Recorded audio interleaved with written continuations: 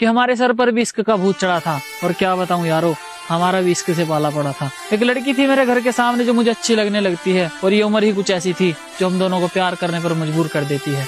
उसके साथ बिताए हुए पलों में मुझे जन्नत का एहसास होता था, और उसके घर वालों के चले जाने के बाद मैं उसकी गोद में सर रखकर चैन से सोता था। एक दिन उसके घर वालों को पता चल जाता है, वो हम दोनों को मिलते हुए देख लेते हैं, और अब उसके घर वाले उस पर पाबंदियां करनी शुरू कर देते हैं।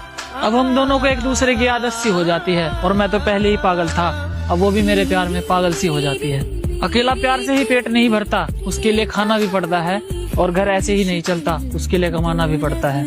अब घर वालों की जिम्मेदारी और उसके प्यार का बोझ उठाकर मैं कमाने निकल जाता हूँ।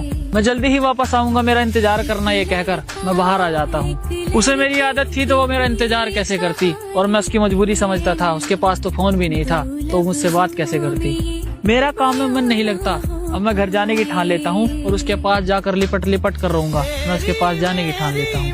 घर आते ही छत पर चढ़ जाता हूँ, और वो मुझे नजर आती है। उसके हाव भाव कुछ ठीक नहीं थे, वो मुझे थोड़ी बदली बदली सी नजर आती है। जहाँ कभी मैं हुआ करता था, अब मेरी जगह कोई और आ जाता है, और जो कभी मुझसे प्यार किया करती थी, अब उसे किसी और से प्यार हो जाता है। जिसके साथ दिन रात मुलाकात हुआ करती थी, वो अब मुझे याद तक नहीं करती, और मैं उसके सामने हाथ जोड़ जोड़ कर रोता हूँ, और वो बेवफा मुझसे बात तक नहीं करती।